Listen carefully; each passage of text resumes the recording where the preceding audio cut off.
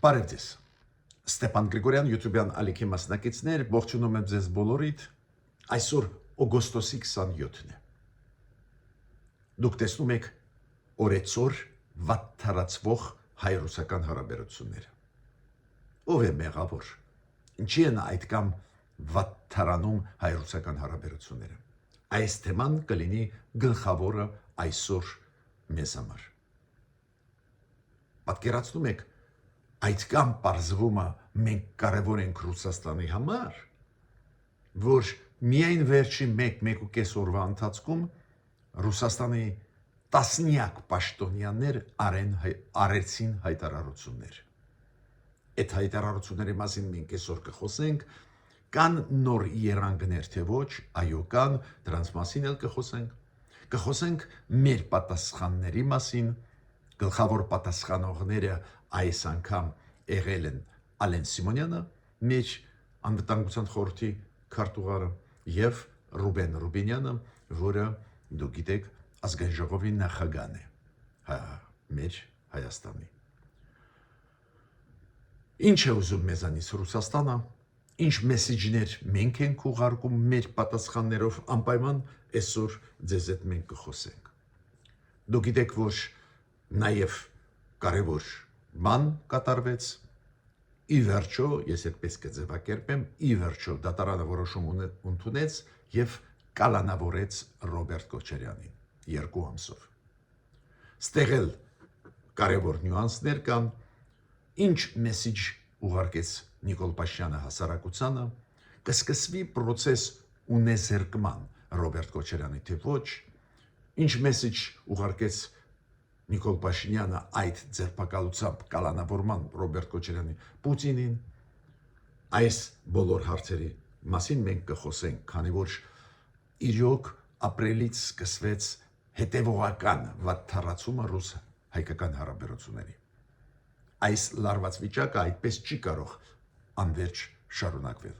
Ոստեղ մենք պետք է վերլուծենք մեր մտքերով կիսվենք կառավարության հետ, ինչ անել, ինչ չանել, ու ուսումնասիրենք ռեալ ստեղծված իրավիճակը։ Ուրեմն սկսում ենք մեր այսօրվա աշխատանքը այս կարևորագույն թեմաներից։ Դուք գիտեք, որ ես գտնվում եմ Եվրոպայում, շատ կարևոր կոնֆերանսի մասնակցում եմ, վաղը եթեր կմտնեմ Երևանից, բայց այսօր էլ շարունակվում է աշխատանքը, շատ կարևոր միջոցառում է, նվիրված Սևծովյան, Հարավային Կովկասյան, անվտանգային համակարգերի, Եվրոպա,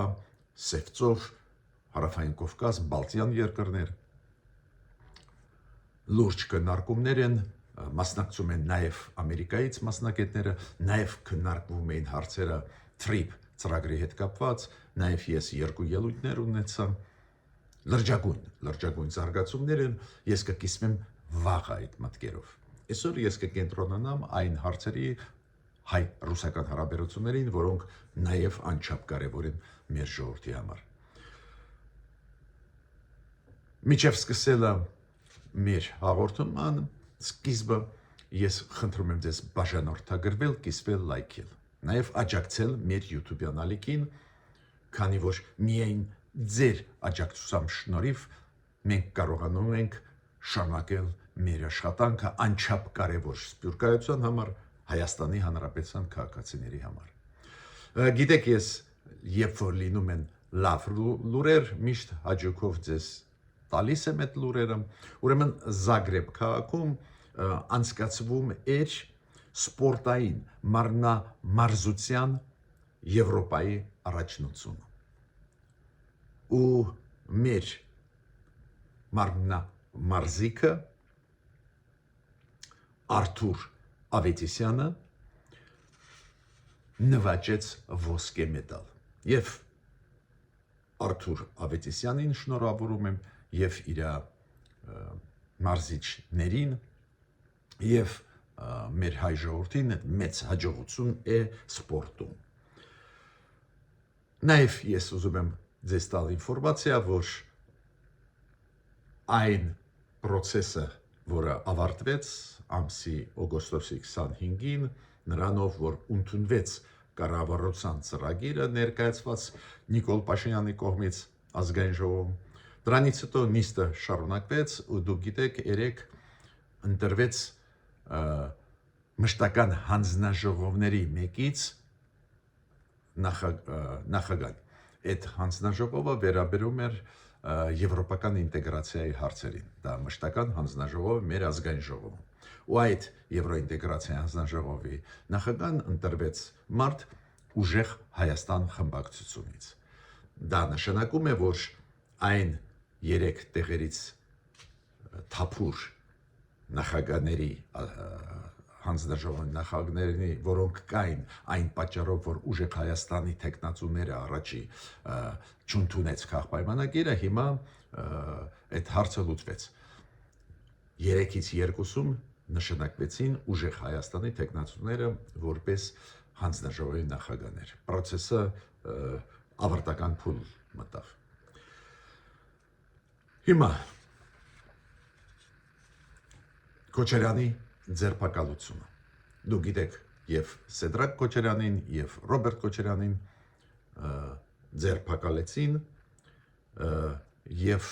որոշումներ դատարանները ընդունեցին Սեդրակ Քոչարյանի դեպքում 3, գիշերը այսօր Ռոբերտ Քոչարյանի դեպքում կալանավորել դատարանները որոշում ընդունեցին իրենց կալանավորել 2 ամսով։ Ռոբերտ Քոչարյանի դեպքում այդ որոշումը ընդունեց հենց հակակոռուպցիոն դատարանը։ Ինչ գլխավոր մեղադրանքներ ներկայացվում են Ռոբերտ Քոչարյանին։ Փողերի լվացում խոշոր չափերի, պաշտոնական լիազորությունների չարաշահում, կաշառք ստանալու մեջ նաև մեղադրվում է Ռոբերտ Քոչարյանը։ Պարզ է, դատարանի որոշումները դեռ վերջնական չկան, այդ ինչ ես ասացի, դա քննչական մարմինները, նաև հակակոռուպցիոն կոմիտեն այդ մեղադրանքները իրան ներկայացնում է։ 2 ամսով կալանավորումը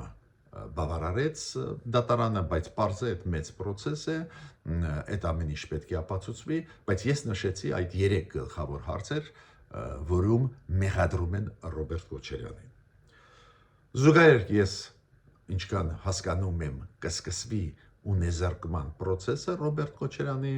դեմ ուղված եւ իր տղաների դեմ ուղված, ոնց արվում է Գագիկ Ծառուկյանի դեպքում։ Մեծ գաղտնիք չի, որ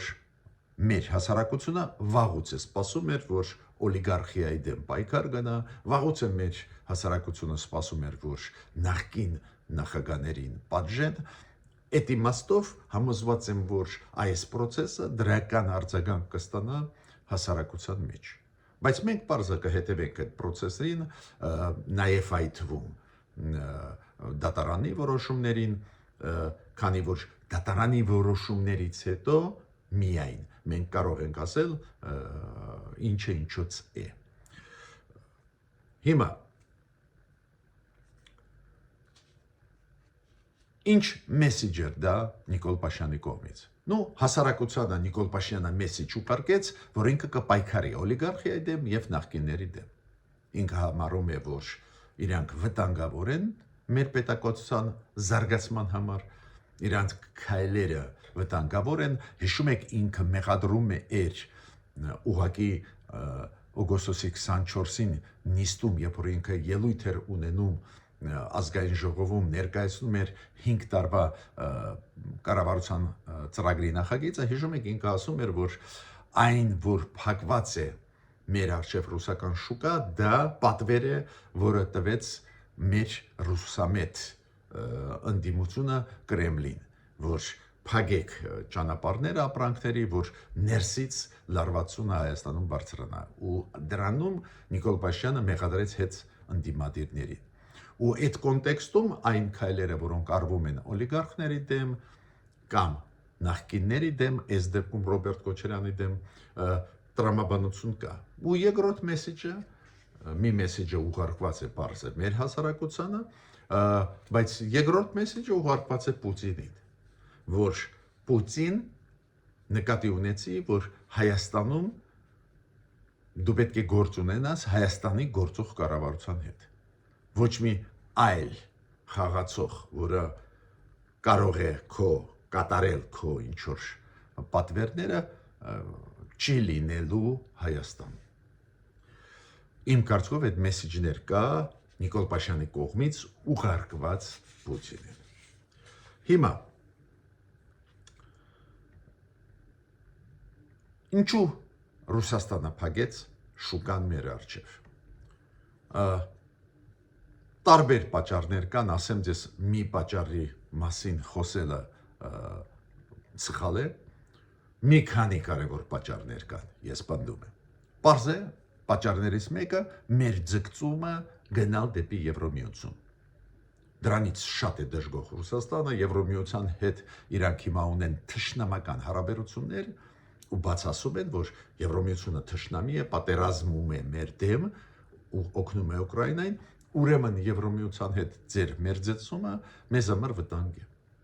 Այդ գործոնը կա, բայց կա երկրորդ կարևորագույն գործոն, բացի այլ գործոններից։ Կարևորագույն գործոնը նա է, որ Հայաստանը սկսեց երկխոսություն Ուկրաինայի հետ։ Ուկրաինայի հետ համագործակցությունը Ռուսաստանին շատ է նյարդացնում։ Ու այն փաստը, որ պարոն Զելենսկին եղել է Հայաստանում մայիսի 4-ին, նաև Հայաստանում ելույթներ ա ունեցել, Ռուսաստանին շատ է նյարդացնում։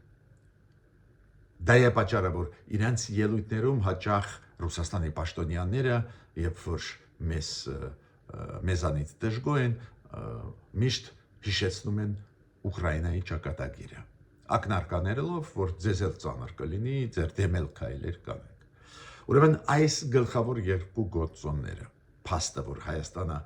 գնում է դեպի եվրոինտեգրացիա, ու փաստը երկրորդ, որ Հայաստանը իրոք հիմա աշխատում է Ուկրաինայի հետ ու բարձր մակարդակի քաղաքական երկխոսություն կա։ Պարզ է, էլի կային գործոններ, տարբեր գործոններ, բայց իմ կարծիքով այդ երկու գործոնը գլխավորն են։ Ու Ռուսաստանը մեր դեմ իրականացնում է տարբեր քայլեր։ Օրինակ, ճնշումը ԶԼՄ-ներում մեր դեմ ուժեղանում են։ Ու այսօր ես հիմա ձեզ կբերեմ մի քանի հայտարարություններ, որոնք արեցին ուղղակի այս վերջին 1.5 օրվա մեջ Ռուսաստանի պաշտոնյաները։ Դա վաղուց է սկսվել, վաղուց է գնում է, բայց պատկերացնում եք 1.5 օրում 10 թե 12 պաշտոնյա Ռուսաստանի մեր դեմ ինչ-որ բաներ ասել են, այդ ինչ մեծ ճնշում է։ Այն հիբրիդային մեթոդները պայքարի մեր դեմ, այդ էլ գիտենք, ու բարձր սանկցիոն քաղաքականությունը, դա սանկցիաներ է, որ երբ որ փակվում է մեր ապրանքների առջև ռուսական շուկան, մինչդեռ մենք ԵԱՏՄ-ի լիարժեք անդամ ենք։ Իրանք ուղղակի իրավունք չունեն փակելու։ Տարբեր ձևերով Ռուսաստանը ճնշում է մեզ, բայց պարզ է, որ մենք պատասխանում ենք, պայքարը գնում է, մենք իրոք պետք է պայքարենք, որ մեր սուվերենությունը պաշտպանենք Ռուսաստանի նկրտումներից։ Հիմա նայեք, Ալեն Սիմոնյանը մի քանի հայտարարություններին արձագանքեց, օրինակ ինքը արձագանքեց, որ Պեսկովը արձագանքեց այն փաստին, որ Ռոբերտ Քոչարյանին երեք կանչեցին հակակոռուպցիոն դատարան։ Պեսկովը այդպես մտքեր ասեց, որ մենք հույսով ենք, որ օրենքի շրջանակներում կլինի այդ ամեն ինչը ու վատ քայլեր չեն արվի Քոչարյանի դեմ։ Ու Ալեն Սիմոնյանը ասեց, որ ես հույսով եմ, որ Ռուսաստանի կողմից Քոչարյանի դեպքում, Քոչարյանի հարցով ոչ մի զանգ չի լինի։ Ակնարկ է, որ այդքան շահագրգռված են Քոչարյանին ազատության մեջ տեսնելու Կրեմլում, որ կարող է նույնիսկ Պուտինը զանգի Նիկոլ Փաշինյանին, ու որ դա չլինի, շատ պրևենտիվ լավ քայլ արեց Ալեն Սիմոնյանը, ինքը ասում է, որ մենք հույսով ենք, որ Մոսկվայից այս դեպքում, Քոչարյանի դեպքում ոչ մի զանգ չի լինի։ Ու ինքը ավելին ասեց, որ դա իմաստ չունի զանգել, Քոչարյանի դեպքում հետևողական Հայաստանը օրենքը կկիրառի, կպատժի իր արած հանցանքներին։ Հիմա այդ ինքը տվեց ինտերվյու Դոշտ հեռուստալիքին։ Դոշտ հեռուստալիքը դու գիտեք այդ ընդդիմադիր հեռուստալիք է, որը հիմա գործում է Ռուսաստանից դուրս։ Ինքը փաստը, որ Ալեն Սիմոնյանը պաշտոնյան է Հայաստանի ու տալիս է ռուսական ընդդիմադիր հեռուստալիքին, որին ատում է Պուտինը ու որը ուղղակի փախավ Պուտինի հետապնդումներից ու դրսում են գործում, շատ բանի մասին է խոսում։ Ավելին Ալեն Սիմոնյանը ասեց, որ եթե Հայաստանում անցկացվի ռեֆերենդում այսօր Եվրոմիության մեջ ԵԱՏՄ-ի մեջ մնալ թե գնալ դեպի Եվրոմիություն, Ալեն Սիմոնյանը ասեց, որ Ռուսաստանը շատ կվշտանա այս արդյունքներից։ Դες ակնարկն է, որ մեր քաղաքացիները միանշանակ կընտրեն Եվրոմիությունը ու շատ ծանր վիճակի մեջ այս մեր քաղաքացիների ընտրություններից կանգնի Ռուսաստանը ու կվշտանա։ Ավելին Ալեն Սիմոնյան ասեց, նույնիսկ այն մարդիկ, ովքեր չեն ընտրել քաղաք պայմանագիրը, շատ դժգոհ են ու վիրավորված են Ռուսաստանի արածներից 2020 թվին, 21, 22 թվականներին, 23 թվականին, շատ կարևոր միտք է։ Գիտեք, ես միշտ ասել եմ, որ մեր պաշտոնյաները պետք է բաց ամեն ինչ ասեն։ Քանի որ առանձին դեպքերում ես տեսնում եմ, մերոնք փորձում են լղոզել, փապկացնել ձևակերպումները, որ Ռուսաստանի հետ այնուամենայնիվ շանս լինի վերականգնել հարաբերությունները։ Չենք վերականգնի, քանի որ Ռուսաստանը դա չի ուզում։ Ուրեմն ասել ճշմարտությունը պետք է կոշտ ձևով։ Ու Ալեն Սիմոնյանը ինչ ասեց, նորից կրկնում եմ, որ նույնիսկ այդ մարդիկ, ովքեր քաղաք պայմանագրին չտվեցին ձայն, նույնիսկ այդ մարդիկ Հայաստանում վիրավորված են Ռուսաստանի վերաբերմունքից, որը ինքը ցուցաբերեց Ռուսաստանը մեր նկատմամբ 2020 թվին, պարզը Ղարաբաղի պատերազմի մասին է խոսքը, ու մյուս տարիներին 21, 22, 23 թվական։ Անչափ կարևոր է դա։ Հստակ ասելը, ճշմարտությունը անչափ կարևոր է։ Պետք չի լղոզել ոչ մի բան, ասենք մեղմացնել, որ կարող է լեզու գտնենք Ռուսաստանի հետ։ Ռուսաստանը այդ լեզուն չի հասկանում։ Ինքը հասկանում է այդպես կտրուկ, երբ որ դու ասում ես ինչից ես դժգոհ։ Մյուսը պարզ է։ Ալեն Սիմոնյանն էլ ասեց, մենք դեռ չենք պլանավորում դուրս գալ ԵԱՏՄ-ից ու ինչու՞մ է պրոբլեման, չի պահանջում մեզանից հանրակրվե անցկացնել, բայց նորից ինքը կրկնեց, որ եթե հանրակրվե, այդ Դոշտ հեռուստալիքի տրված ինտերվյուում, եթե հանրակրվե անցկացվի, Ռուսաստանը շատ վշտացած կլինի։ Կոպիտ ասած, եվրոինտեգրացիան կանցնի, այլ ոչ թե ԵԱՏՄ-ի ինտեգրացիան։ Ալեն Սիմոնյանը նաև արձագանքեց այն խուլիգանական արարքին հայտարարությանը, որը արեց Մեդվեդևը, հիշում եք, մենք խոսացել ենք երեք դրա մասին։ Ու ինքը ասեց, որ անտեղին էին իր դիտողությունները եւ չափազանց ագրեսիվ։ Նու բավական մեղմ ձևակերպեց, բայց հստակ ձևակերպեց, որ Մեդվեդևը իրոք շատ ագրեսիվ էր։ Հիմա Ալեն Սիմոնյանը ասեց, պարզա մենք չենք պլանավորում պատերազմել Ռուսաստանի հետ, բայց մենք չենք ուզում մնալ իզոլացիայի մեջ, շրջափակման մեջ, մեկուսացման մեջ։ Ինքը նկատի ունի այլընտրանքներ, քանի որ Ալեն Սիմոնյանը ասում է, որ Ռուսաստանը ցավոտ է ընկալում այն, որ մենք ուզում ենք այլընտրանքներ գտնենք, բայց ասում է մենք չենք ուզում մեկուսացման մեջ մնանք, տնտեսական ոլորտում, ռազմական ոլորտում ու Ռուսաստանը պետք է դա հասկանա, մենք ուզում ենք դուրս գանք իզոլացիայից։ Քանի որ եթե Հայաստանը մնա շրջափակման մեջ, մենք կկորցնենք երկիրը, մենք մեր երկիրը չենք ուզում կորցնել։ Նաև Ալեն Սիմոնյանը անդրադարձավ այն կոնցեսիային, որը ունի Ռուսաստանը մեր երկաթգծերի վրա։ Ու ինքը ասեց, մենք խնդրում ենք Ռուսաստանի կողմը ճկունություն ցուցաբերել, հասկանալ մեզ, քանի որ Ռուսաստանի այն, որ Ռուսաստանը ունի կոնցեսիա մեր երկաթ գծերի վրա, բացառում է ապաշրջափակում Հայաստանի։ Ոչ ոք չի ուզում ունենալ Ռուսաստանի հետ գործ այդ երկաթգծային հարցերում։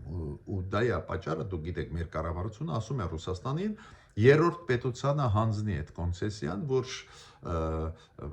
մենք կարողանանք ապաշրջափակում ռեալիզացնել։ Ոչ ոք չի ուզում Հայաստանի երկաթգծերի գործ ունենալ, քանի որ կոնցեսիան Ռուսաստանի ձեռքում է։ Այդ մեսեջները ուղարկեց պարոն Սիմոնյանը, բայց շատ լավ ակնարկ արեց, տեղը դրեց, պատասխանեց Մեդվեդևին։ Ինքը ինչ ասեց. այլապես ներկայիս տրամաբանությունը Ռուսաստանի տեղավորվում է շունը մսուրում արտահայտության մեջ։ Անչափ կարևոր հարված էր Ռուսաստանին։ Մեդվեդևը մեզ վիրավորեց, այն վերջի խոսքերը հիշում եք ասեց, ու Սիմոնյանը ալեն ասեց, ոնց որ շունը մսուրում լինի, Ռուսաստանը նստած է կոպիտ ասած մեր երկաթգծերի վրա, ինքն էլ չի ուզում օգտագործել ու մեզ չի տալիս։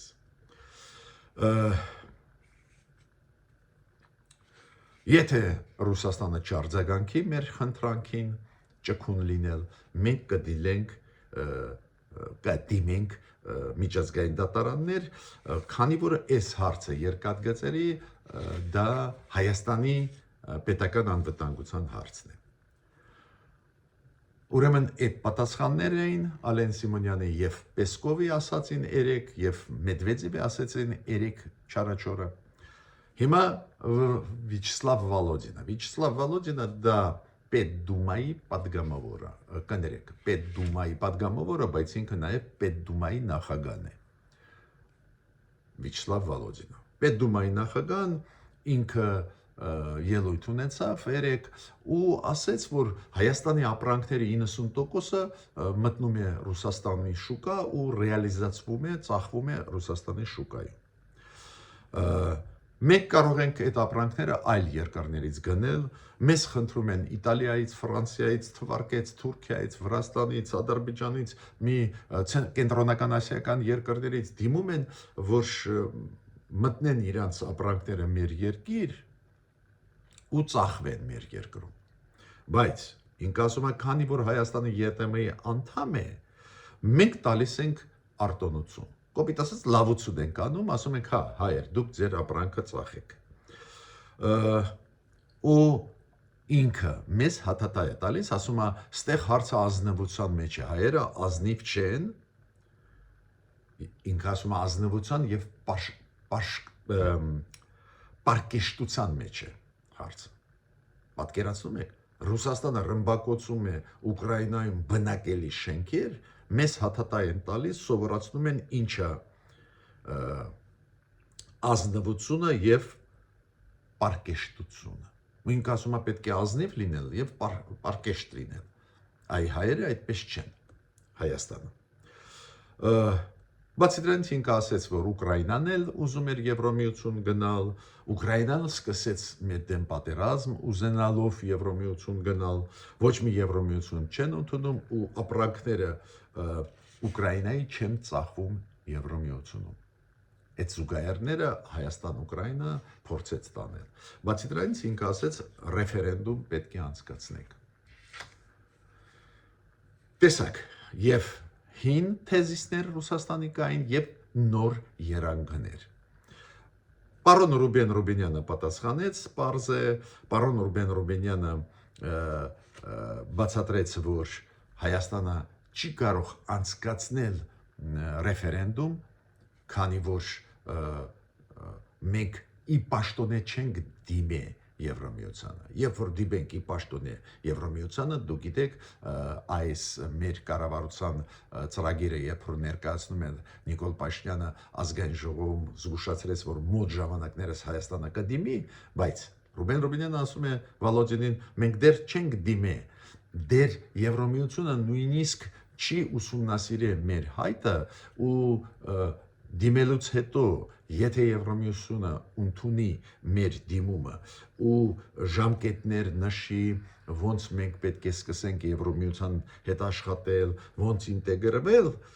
այդ դեպքում իմաստ ունի անցկացնել հանրաքվե։ Ավելին Ռուբեն Ռուբինյանը ասաց, որ մենք չենք կարելի քայլեր վատացնելու հարաբերությունները Ռուսաստանի հետ։ Եվ ինքը նաև մեղադրեց Ռուսաստանին, որ ԵԱՏՄ-ն, որը պարտավոր է մեր ապրանքները ընդունել, բայց չի ընդունում։ Քանի որ դու գիտեք, ԵԱՏՄ-ը հենց տեղ է, միություն է, որտեղ որ ապրանքները պետք է ազատ տեղաշարժվեն։ Ու Ռուբեն Ռուբինյանը ասաց, հենց Ռուսաստանն է դրդում Հայաստանին գնալ դեպի Եվրամիություն։ Այո, շատ ու շատ պատասխաններ պետք է կրկնել, պետք է նաև նոր մտքեր ասել, ու եւ Ալեն Սիմոնյանը եւ Ռուբեն Ռուբինյանը փորձեցին բացատրել Ռուսաստանին իրավիճակը, նաև մեղքը գցել հենց Ռուսաստանի վրա։ Հիմա ես ասեցի, որ նաև Պեսկովը խոսած, փորձեց պաշտպանել Ռոբերտ Քոչարյանին, ինչին արձագանքեց Ալեն Սիմոնյանը, նոր ասեցի, որը ասեց, հույսով ենք, որ զանգ չի լինի պաշտպանելու Ռոբերտ Քոչարյանի պատճառով, պաշտպանելու Իրան, պարզ ակնարկը նրան է, որ Պուտինը կարող է զանգի Նիկոլ Փաշինյանին, խնդրի, որ չձերբակալեն, չկալանավորեն Քոչարյանին։ Հիմա Ռուսաստանի արտգործ նախարարությունը երեք հանդես եկավ ելույթով։ Ռուսաստանի արտգործ նախարարությունը մեծ ելույթ էր,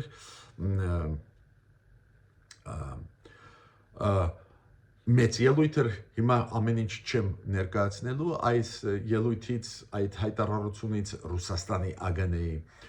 բայց այնտեղ կար մի շատ կարևոր դրվագ, որ իբր մեզ Եվրամիությունը շանտաժ է անում, որ մենք Ռուսաստանի երկաթգծերը հանենք Հայաստանից։ Նորից կրկնում եմ, դու գիտեք, Եվրամիությունը, Միացյալ Նահանգները ինչ են ասում, Հայաստան, եթե կոնցեսիան երկաթգծերի վրա Ռուսաստանի մնում է, մենք իրանց դեմ սանկցիաներ ենք կիրառում, մենք չենք օգտագործի հայեր ձեր երկաթգիծը։ Այդ ասում են եւ Եվրամիությունը եւ Միացյալ Նահանգները, հասկանալի պատճառներով։ Ինչի իրանք պետք է օգտագործեն ռուսական երկաթգիծը, հայկական երկաթգիծը իրանց կոնցեսիայի մեջ է, ուրեմն ռուսական երկաթգիծը, երբ որ իրանք Ռուսաստանի դեմ սանկցիաներ են կիրառել։ Ու դա է պատճառը, որ մեր կառավարությունը խնդրում է Ռուսաստանին հրաժարվեք այդ կոնցեսիայից, երրորդ պետությանը տվեք, որ մենք կարողանանք ապա շրջապատվել։ Բայց հիմա Ռուսաստանը պատասխանում է մեզ ԱԳՆ-ին, որ դա շանտաժ է, այդ Եվրոպան, որ ձեզանից այդ պահանջում է, դա շանտաժ է։ Որ իրանք ուզում են հարավային Կովկասից Ռուսաստանը հանել ու շանտաժում են Հայաստանը։ Ոչ ոք մեզ չի շանտաժում, ես ավելին ձեզ ասեմ, հարավային Կովկասից Իրան հանեց Ռուսաստանը, Պուտինը։ Երբ որ Պուտինը դավաճանեց հայերին Ղարաբաղի, դավաճանեց, հանձնեց Ադրբեջանին, այդ պայից հետո իր հիմքը Կովկասում Պուտինը կորցրեց։ Հարավային Կովկասում հիմքը միայն մի տեղ էր, Ղարաբաղում։ Պուտինը Ղարաբաղը ցրեց։ Կոպիտ եմ ասում, մի քիչ ձևակերպում, բոլորը գիտեք, խաղաղապահները Ռուսաստանի չպաշտպանեցին, դա ինչ է նշանակում։ Դա ավտոմատ նշանակում է, որ Ռուսաստանը հրաժարվեց Ղարաբաղից։ Հրաժարումը թանկ նստեց Ռուսաստանի վրա, հիմա հիմք չունի Ռուսաստանը։ Չի կարող հիմնվել ինչ-որ ժողովուրդների վրա, ազգերի վրա, ոչ վրացիների, ոչ ադրբեջանցի, ոչ հայերի վրա։ Միայն հայերը Ղարաբաղից հիմք էին, աջակցում էին Ռուսաստանին մնալ տարածաշրջանում։ Ուրեմն ոչ ոք չի հանե հարավային Կովկասից Ռուսաստանը։ Ռուսաստանը ինքը իր քաղաքականությամբ, սխալ պուտինյան քաղաքականությամբ հանեց իրան մեր տարածաշրջանից։ Գլխավոր քարտուղարը ՀԱՊԿ-ի նաև խոսաց։ ՀԱՊԿ-ը դու գիտեք, Նիկոլ Փաշինյանի ասածը գիտեք, ՀԱՊԿ-ից եթե մեզ հանեն, մենք ուրախ կլինենք։